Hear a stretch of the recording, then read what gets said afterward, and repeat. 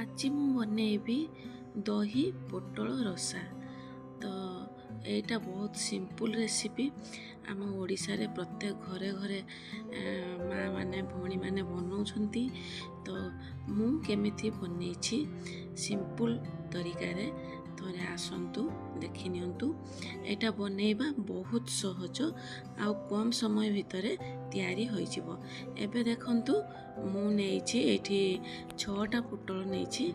सेगुड़िक प्रथमे मु भल भाव धोईदेली। धोईकी तार चुपा को छड़े देली। चुपा को एमिति छड़े पारे, पनीर भी चुपा को छड़े पारे। ऊपर जो पतला चुपाटा सेटा छड़े देबे। तापरे आपण माने दुई साइड को टिके टिके काटी देबे। काटी सारला परे आपण माने मझिरु ताकू चारि फाळ करिवे। आपण माने चारि फाळ भी करि पारंती किंबा दुई फाळ भी करि पारंती। तो हाय एवरीवन, नमस्ते, जय जगन्नाथ। केमिति अछंती समस्ते? आशा करूछि आपण माने सब खुशी रे थिबे, भल रे थिबे। एन्जॉय ईटिंग 559 को आपण मानकु बहुत बहुत स्वागत। वीडियो टी को प्रथम रु शेष जाए देखिया पई आपण मानकु अनुरोध रहिला, मझिरु जमा भी स्किप करिवे नाही।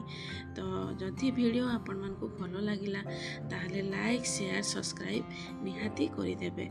देखंतु मु सब पुटलर चुपा छड़े नेली आ मझिरु चारि फाळ करदेली। पूरा चारि फाळ लास्ट जाए कर नथली, मझी जाए चारि फाळ करछि। तापरे एबे लूण, हलदी, लंका गुंड आउ टिके सोरष तेल देकी भल भाव मु गुळै देली। गुळैकी ताकू 5 ରୁ 10 मिनिट एमिति छाड़ी देबे। तापर देखंतु मु इठी दही नेली। तापर सेटा हमर घर दही थिला।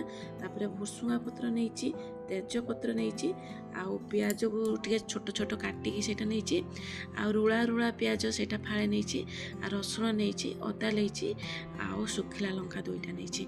एबे देखंतु मसला बनै आनबी। ग्राइंडर जार रे मु देई देली सुखिला लंका आ प्याज चारि रुळा आउ रसुण अदा एति मु एबे पेस्ट बने देबी। तापरे जो दही रखी थी से दहीटा को भल भाव एबे मेल्ट कर नेबी। तापरे देखंतु गैस ऑन करके गोटे नॉन स्टिक कढ़ाई गैस ऊपर बसई नीची।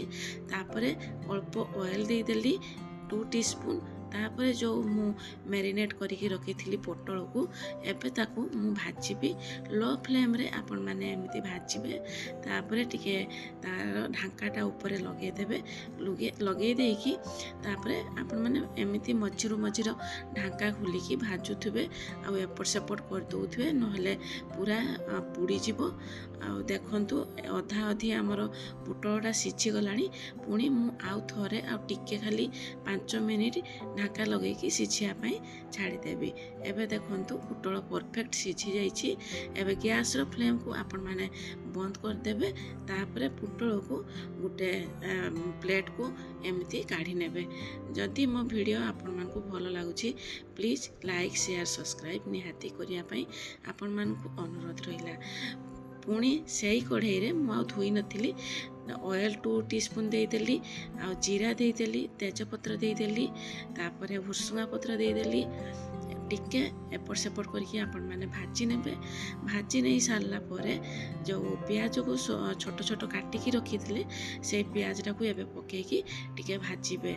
देखंतु टिके लाइट ब्राउन कलर हैला जाए ताकू भाजुथिबे। आ देखंतु मुटी प्याज को भाजी नउछि। आपण माने एई दही पोटलर रेसिपी को रोटी सांगरे भी खाई पारिबे, परोटा सांगरे भी खाई पारिबे, आउ भात सांगरे भी खाई पारिबे। मु आज लंच रे बनैथिली भात सांगरे खाइबा पई। तो देखंतु मु प्याज टिके भाजी नेली, सेटा लाइट ब्राउन कलर हैला जाए।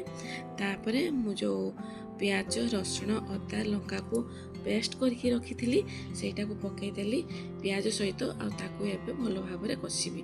देखंतु हल्दी टिके पकईली, जीरा गुंड, धनिया गुंड आ रेड चिली पाउडर पकईकी एबे मु भल भाव रे ताकू टिके कसी नेबी। हमर तो ओडिसा रे भात सांग को डाली, भजा, खटा एगुड़ा हेले आमर लंच हो जाए। तो आपण माने एई भलिया खरा दिनिया टिके दही पोटल ट्राए करंतु, बहुत टेस्टी रहिब। आउ एबे देखंतु मु दही पकेदेली। दही पकेकी गैस फ्लेम को वर्तमान पूरा लो रे रखिबे नहले दहीटा फाटी जिवो। मु बंद कर देइथिली गैस फ्लेम को। तापर टिके भाजी सारला परे तापरे मु भलो भाबरे ताकू कषि नेली। देखंतु कषि सारला परे पुणी जो पुटल को मु रखिथिली फ्राई करिकी ताकू एबे पकेकी मसला सहित भलो भाबरे मु मिसै नेली। तापरे टेस्ट अकॉर्डिंग आपण मान टिके लूण पके देबे। लूण पकेकी मसला सहित पुटल को भलो भाबरे मिसै नेबे। देखंतु एमती टिके मिसै नेकी ताको किछि समय छाड़ी देबे। तापरे लास्ट रे आपण माने जेहेतु आमे रसा बनाउछे अल्प पानी देबे, बेसी पानी देबेनी। देखंतु मु अल्प पानी देली। तापरे 5 रु 10 मिनिट ताको फुटिया पई मु छाड़ी देली। लास्ट रे गरम मसला टिके पके देली। गरम मसला पके देकी तापरे टिके फुटिया पई छाड़ी देली। आपण माने तो पुटलर बहुत प्रकार रेसिपी बनाउथिबे। थरे एई भलिया दही पुटल बनांतु आ बहुत टेस्टी लागिबो। खरा दिने कि सबुदिने रुटी सहित भी खाइबा पई भलो लागिबो आ सबुदिने खाइबा पई भलो लागिबो।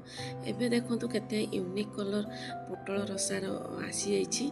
एई भलिया दही पुटल रसा थरे बनांतु आउ टेस्ट करंतु केमिति लागुछि।